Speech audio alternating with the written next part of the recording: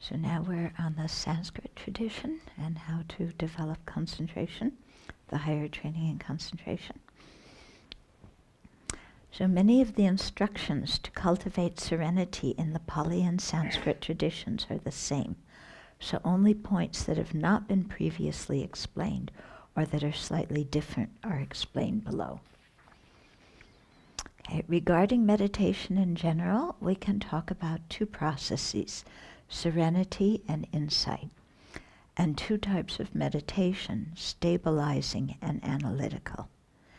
Stabilizing meditation is predominantly used to develop serenity, and analytical meditation to develop insight.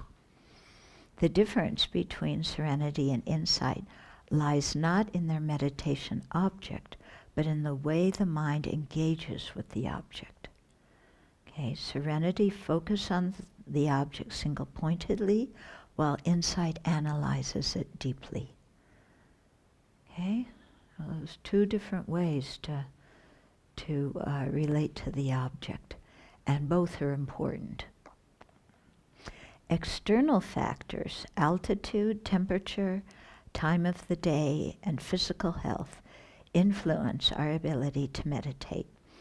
Without good conditions, we may be able to develop some concentration, but without full serenity, but not full serenity.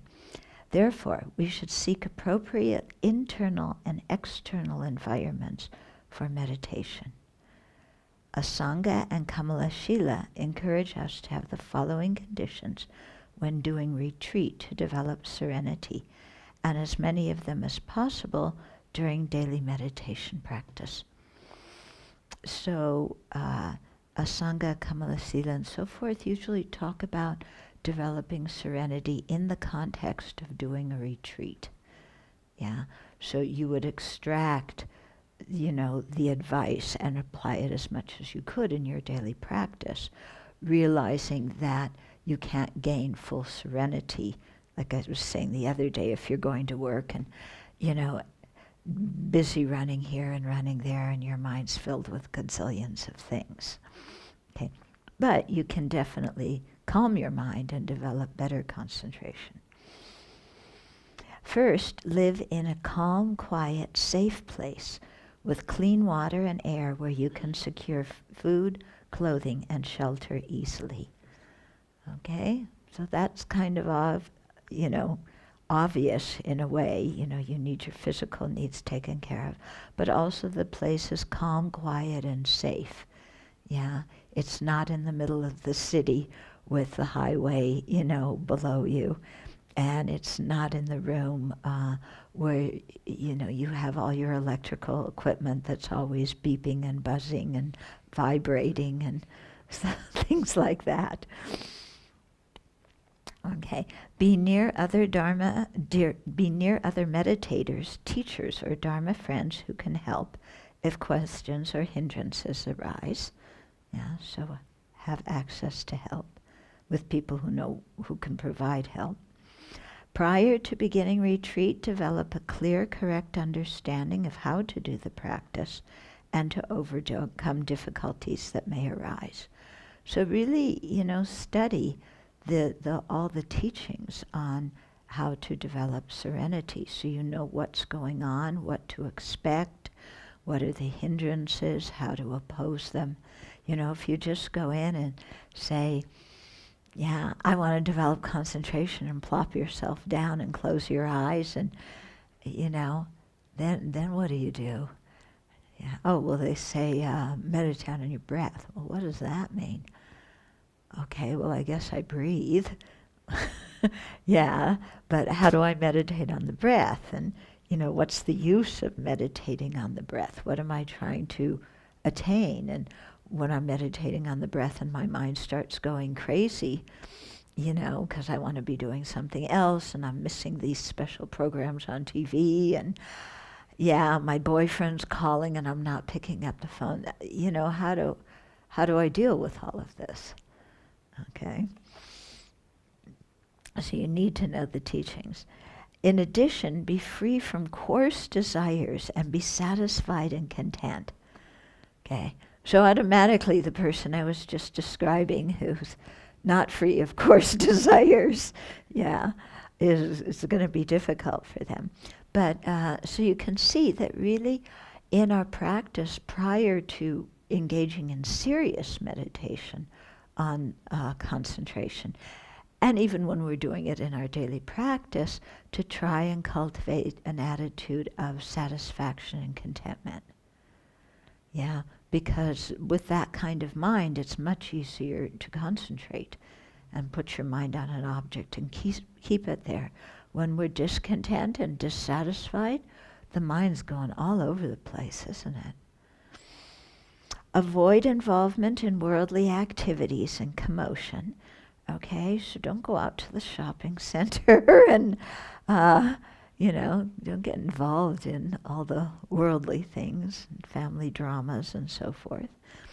Finally, observe pure ethical conduct, keeping whatever precepts you have received and abandoning at least the 10 non-virtues. Because that, again, adds to your mind being stable and calm, free of restlessness and remorse. The real meaning of living in seclusion has to do with renouncing the glitter of samsara, abandoning thoughts of the past and the future, and relinquishing sensual desire for present objects. Mm-hmm.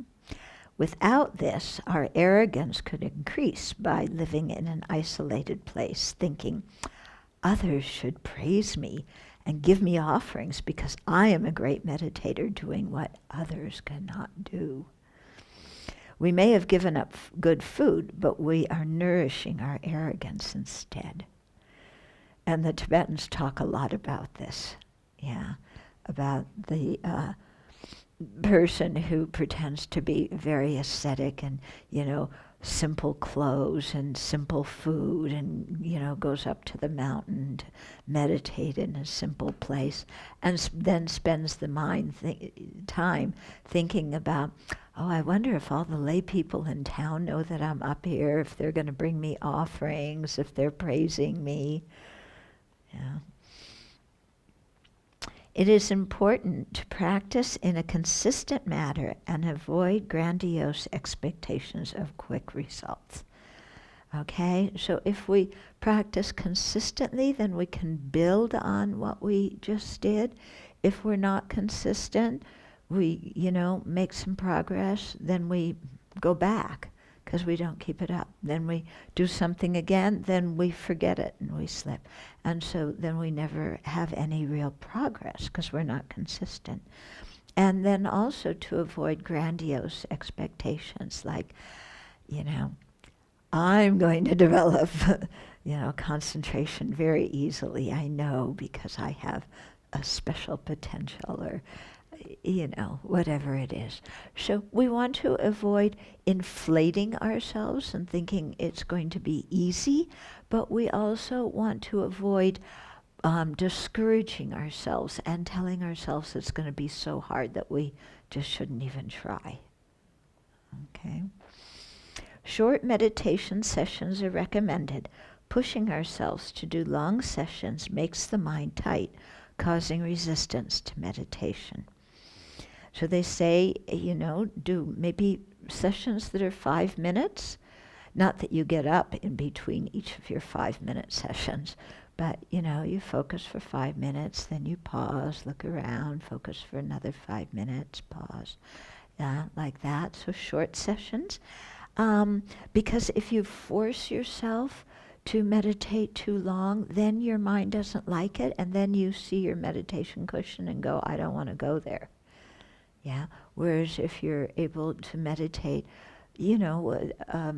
a nice amount of time that's suitable for you as an individual and feel satisfied when you get up from your session, then when you go to sit down again, your mind is, receptive to sitting.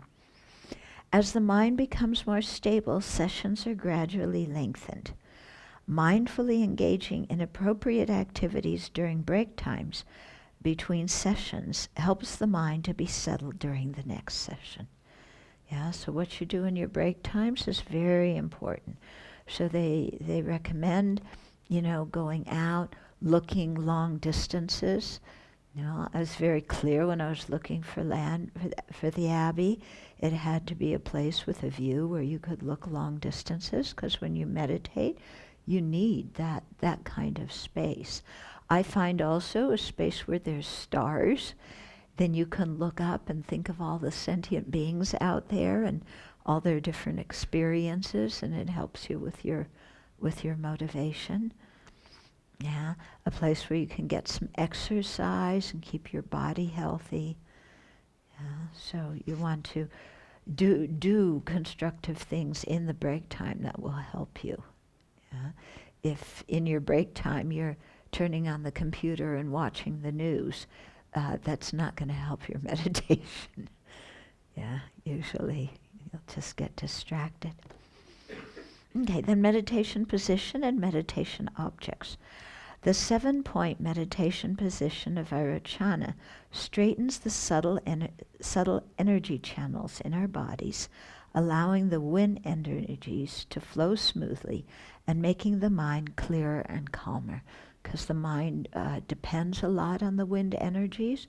So if the wind energies are flowing properly, then it's going to be easier to concentrate. Okay, so sit on a cushion with your legs in the Vajra position, the left foot on the right thigh, and then the right foot on the left thigh. If you can't do that, then other cross-legged positions that do not strain the knees are also okay. Yeah. If you cannot sit cross-legged, you may also sit on a small bench or in a straight-back chair with your feet flat on the floor. Okay, sitting on the floor is better if you can. Put your right hand on top of the left, palms up, touch the thumbs together lightly, and put your hands in your lap. Okay? So your hands are in your lap, resting on your thighs. They should not be like this, where your arms are straight and extended, you know? And they should not be like this, where they look like chicken wings. Okay? So it should be in a nice position, resting on top of your thighs. Okay? Some meditation masters advise putting hands palm down on the knees. Yeah, my teachers have always taught this one in the position of Vairocana. Okay? Then keep your shoulders level, and straight, and your back straight, so not slouching. So many of us, because we work on the computer, have very poor posture. We're mostly slouching, our heads like this, looking at the computer.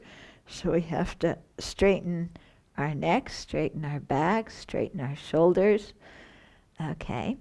And then slightly incline your head, but don't let it droop. So what it means is, here's a level head, just a little bit like that. Okay.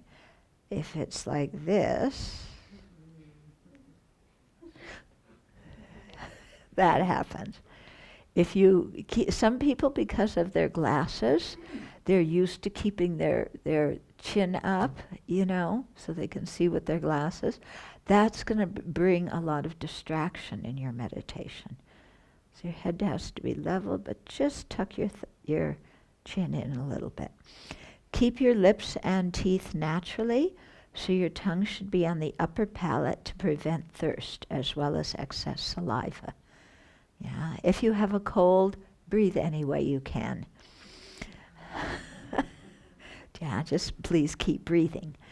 Then direct your eyes downward towards the tip of your nose.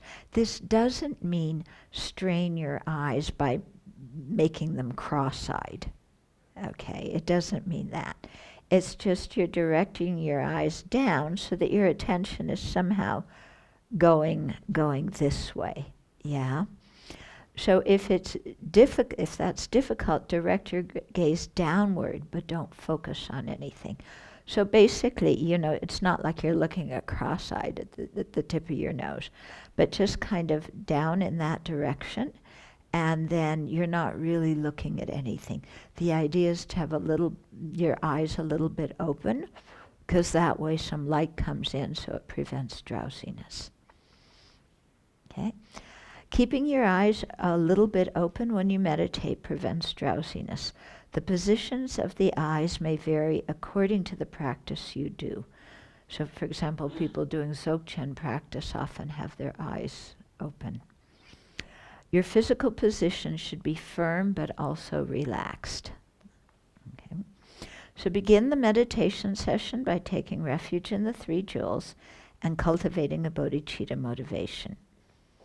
Recite inspiring verses and make requests to your spiritual mentor and the three jewels to uplift the mind. At the completion of the session, dedicate the merit for the welfare of all sentient beings. While any object, internal or external, may initially be used to cultivate serenity, the final or actual object has to be one perceived by the mental consciousness. Okay, this is because concentration is developed with the mental consciousness, not with the sense consciousnesses. Okay, although we may initially gain familiarity with the object by looking at it, we meditate on it with our mental consciousness. Yeah? So you may, as we were discussing this morning, look at the object, close your eyes, imagine it like that. Or if it's the breath, then you do, in the Theravada, the Pali tradition, that goes to the nimitta. Because sentient beings have different tendencies and dispositions, the Buddha described 4 general categories of objects for serenity meditation. So extensive objects this is the first category, are so called because they are used for the development of both serenity and insight. Yeah. Then second, objects for purifying behavior correspond with our temperament and help us counteract habituation with a particular affliction. Those with great desire concentrate on the ugly aspect of their object of attachment. So here's where you have, meditation on the body, the inside of the body, the corpses, so on and so forth. Someone with strong anger meditates on the 4 measurables. Makes sense? Someone suffering from confusion contemplates dependent arising. That helps them stop being so confused. And while a conceited person reflects on the 5 mental and physical aggregates, the 12 sources, and the 18 constituents. Now you may say, what are those? Well, that's part of the point. They're very difficult to actually understand clearly when you get into the details. So contemplating them lowers your conceit. Yeah. I think also reflecting that everything we know comes due to the kindness of sentient beings also helps to eliminate arrogance. Okay. Doing this illustrates there is no independent self that is special. So your conceit goes down that way too. Someone with many distracting thoughts meditates on the breath to calm the mind. Okay, then the third one is objects of skillful observation are so called because becoming skilled in or knowledgeable about them helps us realize emptiness. These objects are the 5 aggregates, 18 constituents, 12 sources, 12 links of dependent arising, and appropriate and inappropriate results of various karmic causes. Okay, so when you understand those things, it facilitates emptiness. So you can see some of these topics here are things that you definitely need to think about before you develop serenity on. So it's not that you sit down and go, 5 aggregates, and develop serenity on that. It's you have to develop some understanding, and then the conclusion you come to is the object. Because you have to have an object that's steady and not changing. Because if your object is changing, then you can't do the stabilizing meditation that stays on it months, without wavering. Mm. Then the fourth is objects for purifying afflictions, and they help us to purify coarse and subtle afflictions of the three realms by temporarily suppressing them. So this occurs by seeing the lower dhyanas or jhanas as coarse and the higher dhyanas as peaceful, or by cutting their root through meditating on the 16 attributes of the Four Truths. Okay? Then, in addition to these four objects, several other objects may be used to cultivate serenity. So, the conventional nature of the mind is one of them. And this is the clear and aware nature of the mind. Focusing the mind on mind means one moment of mind focuses on the moment of mind immediately preceding it. To do this, we need to know what the mind is and be able to identify it. When the mind is distracted towards external objects and internal conceptualizations, its own clear and aware nature is obscured. We can see that very easily. When we're busy thinking about things, we never look at the mind. We have, our mind's very busy, but we have no idea what's happening with the mind because the mind's focused on some external object. Yeah. So when the mind can be seen alone, its qualities of clarity, which reflects objects by arising in their aspect, and awareness, which knows objects, become evident. To identify the mind, gaze at an object with a muted, uniform color. So not a bright color, not a pattern color. Yeah. And focus on the mind that is perceiving it. This we're not used to. We're used to focusing on the object. This is just letting your mind rest on, like your eyes, rest on that object, but asking yourself what is perceiving the object? What is the mind that's doing the perceiving? Immediately identify any distractions that may arise and return the mind to the clear and aware nature of the mind. So you're doing this with your mental consciousness. You're not trying to identify the visual consciousness. Mm-hmm. As you do this, gradually these distractions will cease and you will perceive a stable, lucid state of mind. Mm-hmm. When the mind is able to remain in the present, undisturbed by thoughts of the past and future, we may experience a vacuum because we have removed our mind from its familiar focus on external objects. Yeah? So we're so addicted to external objects that when there's no external objects, there's this sense of a vacuity. That's not the emptiness of inherent existence, but it's like the lack of some external object to distract ourselves with. After some time of increasing the duration of this experience, we will glimpse the clear and aware nature of the mind. This is the mind that is the meditation object for developing serenity on the conventional nature of the mind.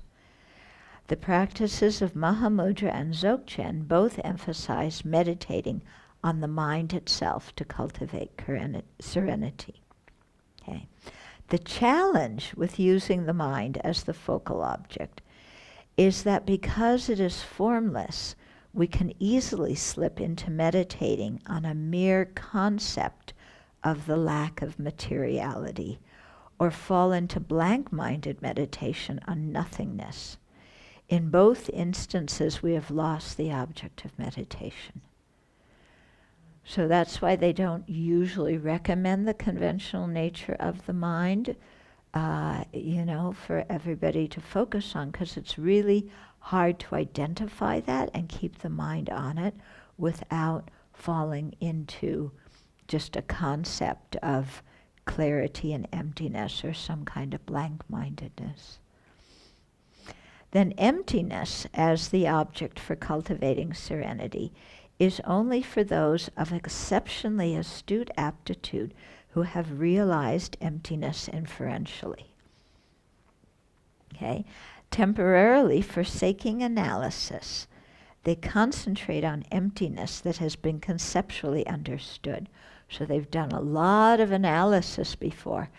They have an inferential, reliable cognizer on emptiness, so they correctly know what it is.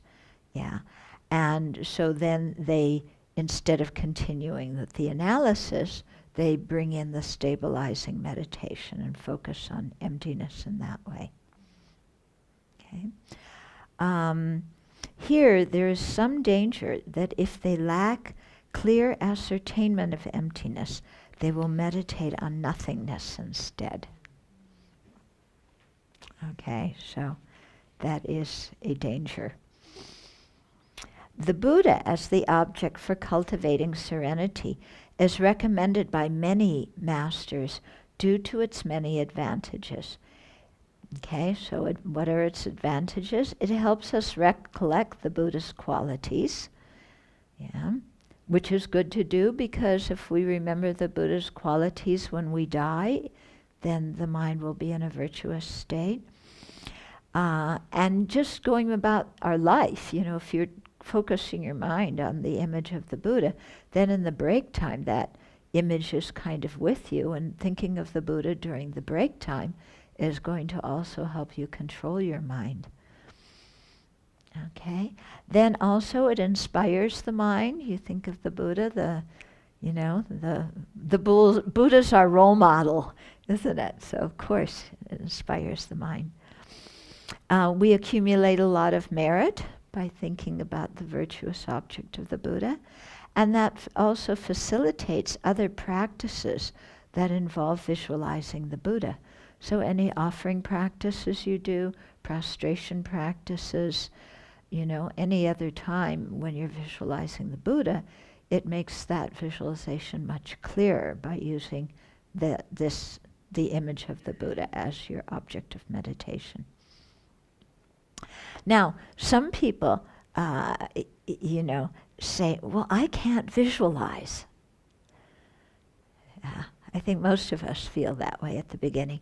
And I think that's because we're expecting to close our eyes and see with our mental consciousness with the same degree of clarity as we see with our eyes open. Yeah, don't expect that of yourself. If I say, think of what your mother looks like. Okay, do you have an image in your mind? Your mother may have passed away years ago, but you have an image in your mind of what your mother looks like. Or if I say, think of the room that you live in. Yeah, do you have an image in your mind of what it looks like? Even your eyes are open. There's an image in your mind. That's visualization. Okay? So don't think it's some, mystical, abstruse thing. We visualize all the time. Yeah. When you call the pizza place for takeout pizza, you have a clear visualization in your mind of the kind of pizza you want. Don't you? Yeah? Is it hard crust or soft crust? What kind of topping does it have? What kind of cheese on it? A lot of cheese, a little cheese. How big is it? Yeah, you have a very clear image in your mind of the pizza. Don't you? Don't you right now, even I'm saying pizza? We have clear visualization. And then we're thinking about medicine meal, and there's not going to be any pizza then. Okay? Or all this time when I keep saying chocolate cake, yeah, which just stands in for whatever our object of attachment is. Do you have an image of what your chocolate cake looks like? Yeah. Is it single layer or double layer? Triple. Does it have frosting or no frosting? Yeah. Is it a whole cake or is it a slice? Yeah. So we have very clear visualization, this whole time. Yeah. When you get distracted in your meditation and you're mad at somebody and, thinking of what you're going to say to them, or you're attached to somebody and thinking of how you want to be with them, you have very clear visualization of that person. Okay, so it's not some unfamiliar process to us. Okay? And I think actually using a visualized object like this is very skillful because it takes our natural tendency to visualize and puts it on a virtuous object. Yeah, like saying mantra takes our natural tendency for mental chatter and it puts it into the words of the mantra. Okay? So, how do you do this? Begin by looking at an image of the Buddha or reflect on an eloquent description of him. Lower your eyes and in the space in front of you, visualize the Buddha as a three-dimensional living being with a body made of brilliant golden light. Imagining a small figure makes the mind more alert. Visualizing a bright figure counteracts laxity. Imagining it to be heavy prevents excitement and scattering. Mentally go over the features of the Buddha's body, then focus single-pointedly on his body as a whole. Yeah, and be satisfied with whatever image you get. If the image fades, review the various features again, and then sustain your concentration on the entire form. If one part of the Buddha's body appears clearly, focus on that, and when it fades, return your attention to the entire body. Do not insist on trying to visualize every detail clearly before concentrating on the general image. Okay? Then the breath is also a good meditation object. By focusing on it for a long time, the mind becomes still and settled, bringing respite from the afflictions. They also, the Tibetans usually recommend before your meditation session, do like 5 minutes of meditation on the breath, just to kind of clear the mind and give you this respite from the afflictions, and then turn to your object of meditation. Before being able to seriously cultivate serenity, we need to subdue whichever affliction is strongest, so it does not intrude when we meditate. By following this advice, our mind will be more malleable when meditating, and our ethical conduct and psychological well-being will also improve. Okay? A more stable mind provides the opportunity for concentration, bodhicitta, and wisdom to grow. So he's telling us here to do some preparation, to make our mind, make it easier for us to develop concentration by subduing, our grossest affliction. So it's good if you have some awareness what your grossest affliction is, so that you can work on it. Yeah? If you have no idea what it is, ask a good friend, they'll tell you. Okay, while cultivating serenity, we should use one meditation object without changing it in each meditation session. During a retreat to gain serenity, it is advisable to do mainly stabilizing meditation with little analytical meditation, because analysis may disturb concentration.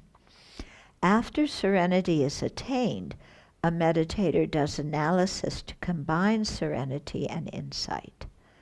And at this time, analysis does not disturb the concentration. Okay? Then the 5 faults and the 8 antidotes. So Maitreya's Mayantika Vibhanka speaks of 5 faults that interfere with developing serenity, and 8 antidotes that eliminate them. So the first one, laziness. Yeah. So this is of 3 types. First one, sleeping and lying around, what we usually call laziness. Second one, busyness, doing useless samsaric activities, running around, being very, very busy. And third, discouragement, putting ourselves down, telling ourselves we're incapable, that the path's too hard, the result is too high. Okay? So those are actually, that's actually laziness. And I suggest really working on, especially for Westerners, this aspect of laziness, of discouragement, because it's a big hindrance for us. And if we can't overcome it to some extent, it's going to be difficult for us to develop serenity, because we're not going to be able to consistently practice. We'll get discouraged and we'll stop. So the actual antidote to laziness is mental pliancy. But since it takes a while to strengthen this mental factor, we begin by cultivating 3 other antidotes. Okay, so this first of the 5 faults has 4 antidotes. The other 4 faults each have 1 antidote. Okay, so the first thing we develop here as an antidote is faith in the benefits of serenity appreciates the excellence of meditation. So we have to, have studied about serenity, seen its the benefits from it, and have faith and confidence in that. And that, of course, encourages us to want to do it. Then the second one, depending on faith, aspiration, which takes interest in and wants to derive the benefits of cultivating serenity, easily arise. Okay? Then aspiration leads to the third one, effort, a mental factor taking delight in practicing concentration. And by practicing, we eliminate excitement and laxity and develop pliancy, which is the 4th opponent, a mental factor free from mental and physical inflexibility, heaviness, and feelings of hardship. With physical and mental pliancy, our body feels light and flexible, and we are able to keep our mind on whatever virtuous object we choose without difficulty. Okay, so that's laziness, and then faith, aspiration, effort, and pliancy as the antidotes to it. Then second fault is forgetting the instruction. So what this means is losing the meditation object. Okay? So the mind strays from the object and goes to objects of attachment, anger, and so forth. So this fault occurs mainly on the first 4 stages of sustained attention explained below. Yeah, so we can't, and that's true. We know from our own experience what happens. First, you sit down, you start out with the object, then you lose the object. Yeah, mind is off and running somewhere else. The antidote is mindfulness, okay, which is a mental factor that is familiar with the meditation object and holds the mind on it in such a way that it impedes distraction and forgetfulness. Okay, so here's a very clear definition of what mindfulness is. Okay, in the context of meditation. It's familiar with the meditation object, holds the mind on it in such a way that it impedes distraction and forgetfulness. Yeah, that's what it is when you're cultivating serenity. If you're doing the establishment of the 4 4 establishments of mindfulness, then it's going to have an element of wisdom and analysis with it, mostly observing, but being able to discern qualities about the object too. To develop strong mindfulness and meditation, cultivating mindfulness in all aspects of life, especially ethical conduct, is important. Then, the third distraction actually has two, okay?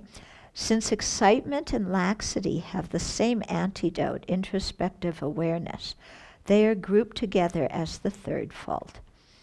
Single-pointedness of mind has two characteristics, stability and clarity. Okay? Stability is the ability to stay on the meditation object. Okay? So that has to do with mindfulness, yeah? Excitement is the chief obstacle to stability because it distracts the mind to objects of attachment. Yeah? With coarse excitement, we lose the meditation object completely. With subtle excitement, the meditation object isn't completely lost, but we are unable to engage it completely because an object of attachment is about to pop into our mind. Okay, so this first characteristic of single-pointedness, stability. Yeah, one thing, what takes you away from stability is excitement, because stability is what's on the object. Excitement takes you off the object. Okay, then clarity, yes, the other attribute of one-pointedness, is the clarity of the mind apprehending the meditation object. Its chief obstacle is laxity, which decreases the intensity of the clarity so that the mind's mode of apprehending the object becomes loose. Okay? So with clarity of mind, the mind is alert, it is awake, it's not obscured, you can focus on the object, and, With laxity, the mind's getting obscured. The mind is lax. You know how it is when you get tired in the evening before you go to bed and you can't concentrate? That's very gross laxity. That's actually lethargy. Yeah. But laxity, which is more subtle than lethargy, is that beginning process where you can have some clarity, but the mind's starting to, it's not so bright and alert. Okay? So the mind's mode of apprehending the object is loose. You're not apprehending the object firmly. You're like, it's like squish. You can't hold it, yeah? So laxity differs from lethargy, a heaviness of body and mind that is close to sleep and makes us lose both stability and clarity. Okay, so lethargy, we lose both stability and clarity. Laxity, we lose just the clarity or the intensity of the clarity. With coarse laxity, there is some stability on the object, but the clarity has decreased and the object no longer appears clearly. Okay? The mind lacks force and remains in a vague state with an agreeable sensation, although it isn't distracted to another object. Okay? So it's kind of going towards being spaced out, but it's not that, because sometimes spaced out, you're off the object. But laxity, especially, they say you can have very subtle states of laxity where you actually think that you have serenity. And you can't identify the laxity because the mind has some clarity, but it's not the full capacity of the clarity. So they say subtle laxity you have to be really careful of. But of course, before that becomes our main hindrance, we have to overcome, the excitement that totally takes our mind off the object to start with, and the growth lethargy that makes us fall asleep. Okay. Okay. Subtle laxity is especially dangerous and difficult to recognize because it is similar to samadhi in that both have stability and clarity and the mind is peaceful and experiences a pleasurable sensation.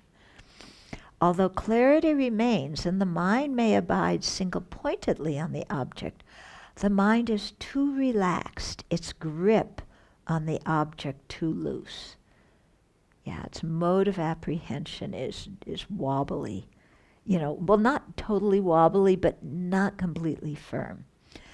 A meditator's breath may stop, and she may sit in meditation for days, believing she has attained serenity, when in fact subtle laxity has set in.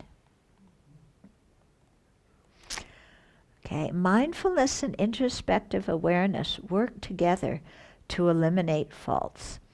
Mindfulness holds and remembers the object of meditation, and introspective awareness assesses whether excitement or laxity has arisen to interrupt concentration. So at the beginning of our meditation sessions, we should really take the time to develop our mindfulness on the object. Yeah, because mindfulness is what's holding the mind on the object. If we just sit down and go, okay, Buddha image, then it's like, well, what next?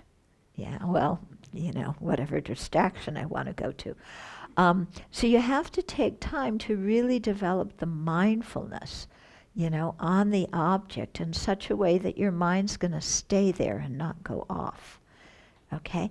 And then introspective alertness or introspective awareness, they say it's like a little spy. It's a corner of your mind that just overlooks the situation and says, am I still on the object? Or, has excitement taken me off of it? Or has laxity set in? Or even lethargy, and I'm getting drowsy. Okay? So the introspective awareness, it surveys the situation. It's got to be only a corner of your mind. If it's too strong, then it takes you off the object. Okay? So it's got to be more subtle, surveying the situation. And then the introspective awareness is not the actual thing that brings your attention back to the object. Yeah? If the introspective awareness sees that you're off the object, then it's going to be mindfulness that brings you back on the object. Okay? If you're getting angry or, such that your mind really can't go to the object, then you have to, switch, let's say, and meditate on love and compassion, so that you can come back and on your meditation object. Okay? Although introspective awareness is said to be the antidote to excitement and laxity, I'm saying it right here, it is not the actual antidote. It lets us know we need to apply the antidote. Here, introspective awareness is like a spy, occasionally checking to see if faults to concentration have arisen. If not, continue meditating. If so, apply the specific antidote to that fault. For coarse excitement, the antidote is to make the mind more sober by contemplating impermanence, death, or the suffering of samsara.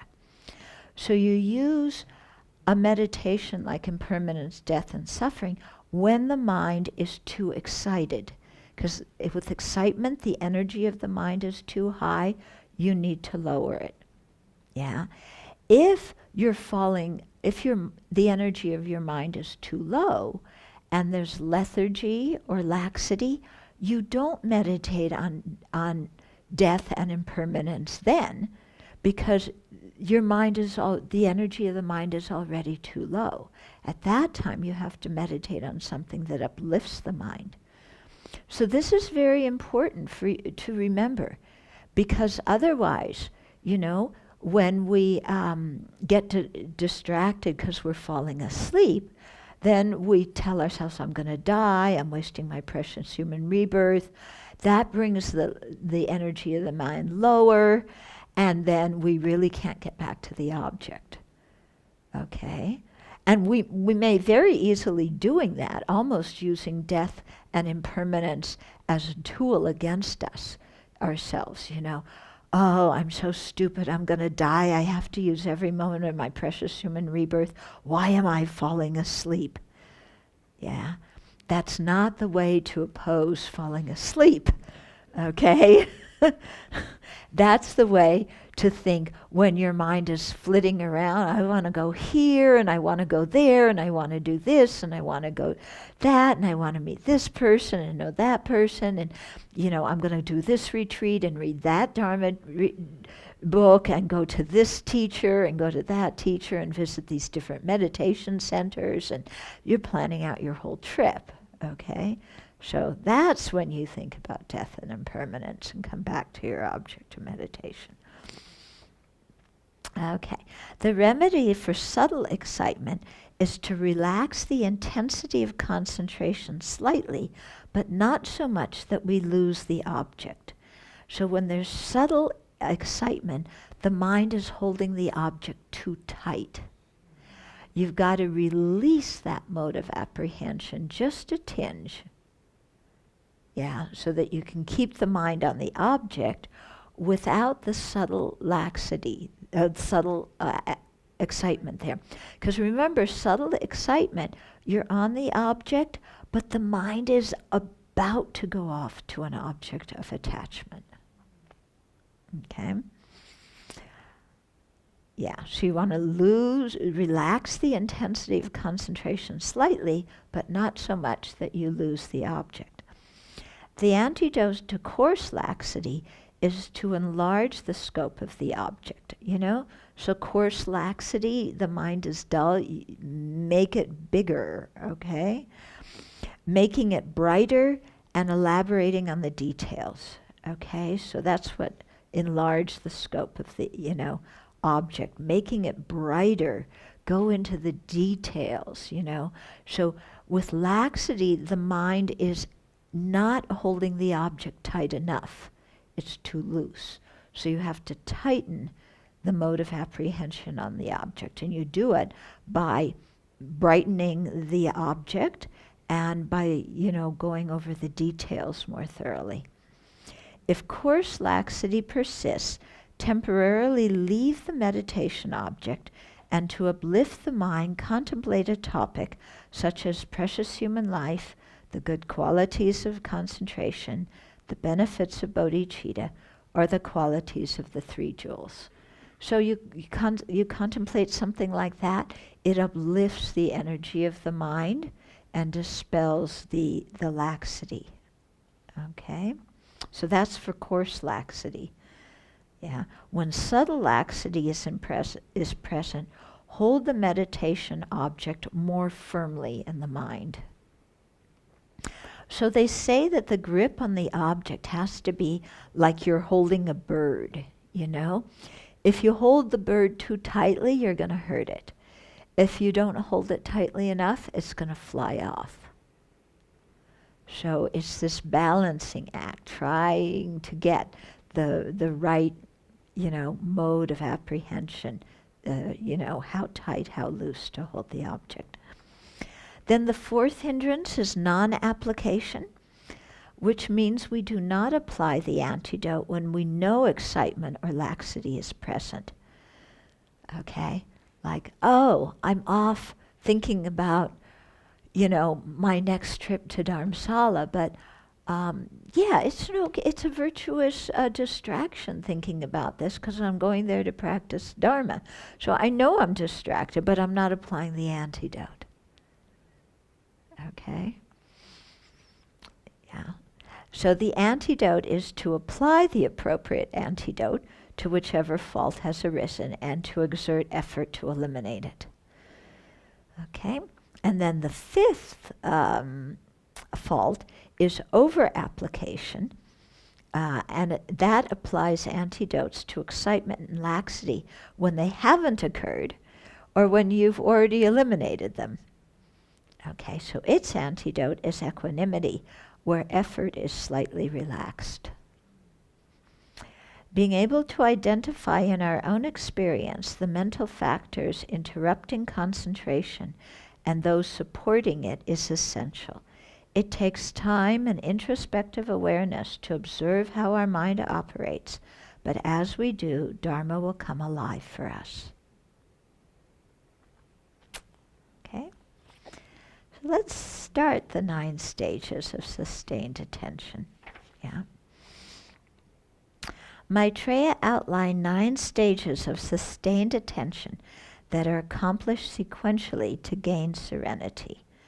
Certain faults are prominent in each stage, so specific antidotes are emphasized in each. To progress through these stages, we develop 6 powers and 4 types of mental engagement. Okay? So the first stage, placing the mind. Here our goal is to find the meditation object. Where are you? You know, like I'm meditating on the Buddha. Where's the Buddha? Yeah. To find the meditation object and place the mind on it, even though the mind cannot remain there for long. So this stage is accomplished by the power of hearing, for we learn about the cultivation of serenity and place the mind on the object as instructed by our teacher. Okay, so through hearing the teachings, then we place the mind on the object. Okay, effortful engagement is used because great effort is required to make the mind stay on the object. Okay, then second stage, continual placement. We're making progress. Here, the power of reflecting on the object. So it's no longer the power of hearing. Now it's the power of reflecting on the object, collects the mind and binds it to the object for at least a short while. Okay? Effortful engagement is still necessary to keep the mind on the object, but now the mind is not immediately distracted and can stay on the object with some continuity. Okay? Then third, repeated placement. Distractions are fewer, and when they arise, we are able to recognize them quickly and bring the mind back to the object. You know, before that, sometimes it takes us a while to recognize the object, like until the bell at the end of the session rings. Okay? Due to developing the power of mindfulness during the previous 2 stages, the mind easily returns to the meditative object. Okay, so here power of mindfulness is important. And the engagement is interrupted engagement, is present on the 3rd through the 7th stages because concentration is not continuous. It's interrupted on all these stages. Okay, then 4th is close placement.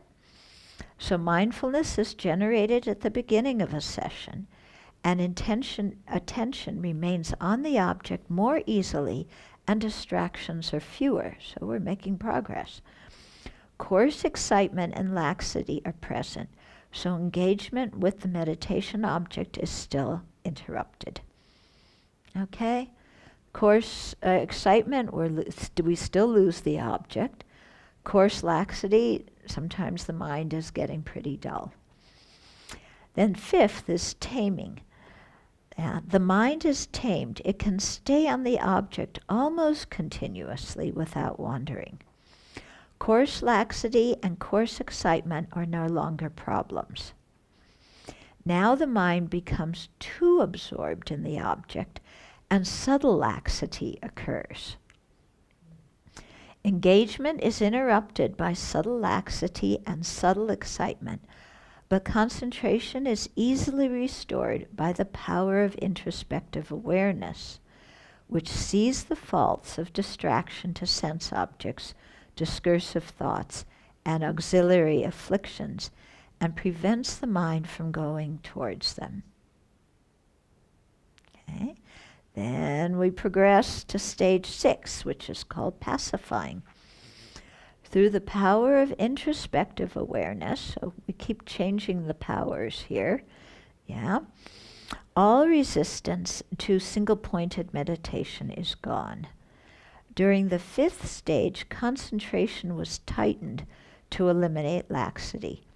Now concentration may be too tight, causing subtle excitement. Subtle laxity may still arise from time to time, so both of these make for interrupted engagement with the object. The power of introspective awareness can now sometimes identify excitement and laxity before they arise and deal with them, cut them off at the pass. Then, stage 7, progressing more, thoroughly pacifying. So even if subtle thoughts or disturbing emotions manifest, they are easily pacified. Subtle laxity and subtle excitement arise occasionally, so engagement is still interrupted, but the power of effort easily and quickly stops them. Yeah, mindfulness, introspective awareness, and effort are well developed, but non-application of the antidotes may still occur. So we may still not apply the antidote. Then 8, making single-pointed.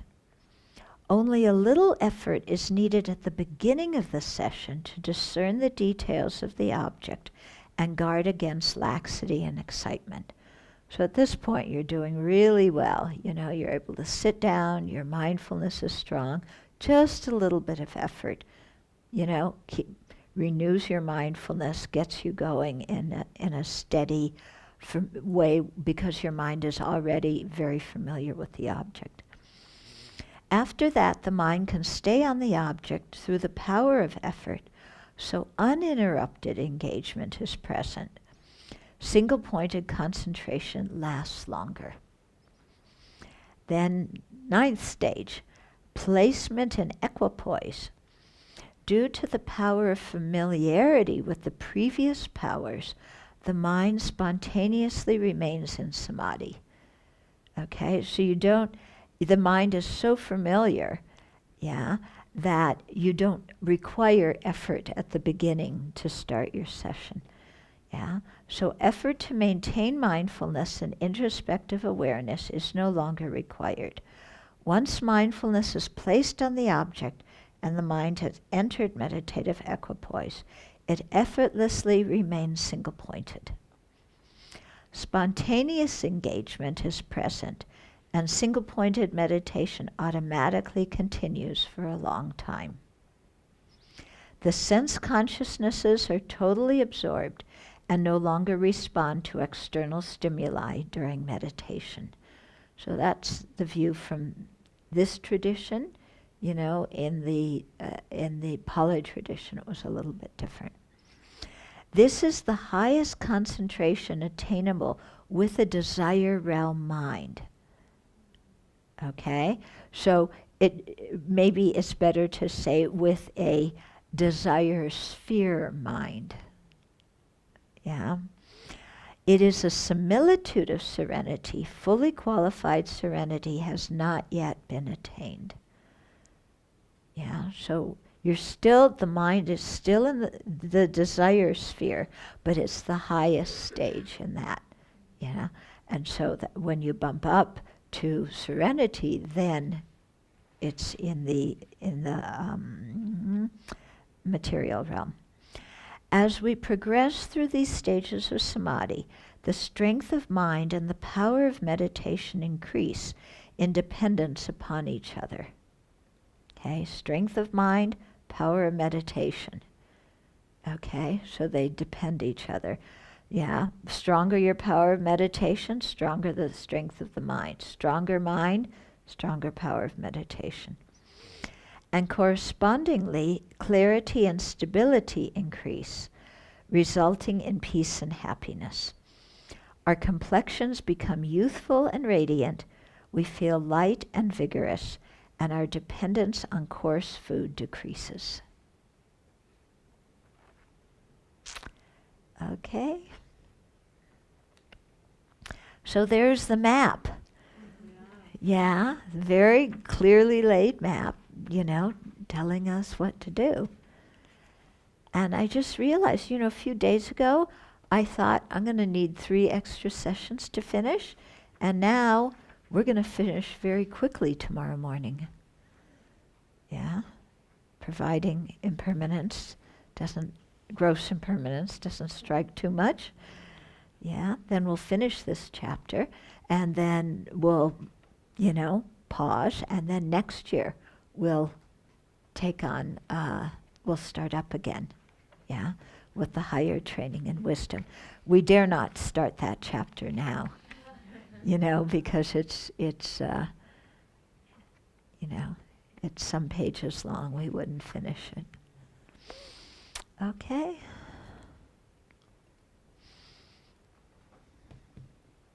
So there's a lot of material in here. Yeah, we went through a lot today. So review it, think about it.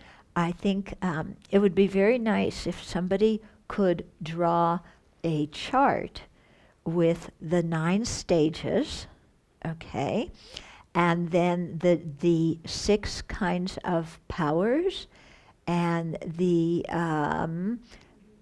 4 kinds of powers and the 6 kinds of mental engagements, and then another column for, other notes about that particular stage. Huh? 6 powers, yeah, and 6 powers? Yeah, 6 powers and 4 engagements. Okay, I reversed them. 6 powers, 4 engagements. Yeah. Is there somebody who would like to make a chart that looks like that? Yeah? Okay. So can you put it on the computer?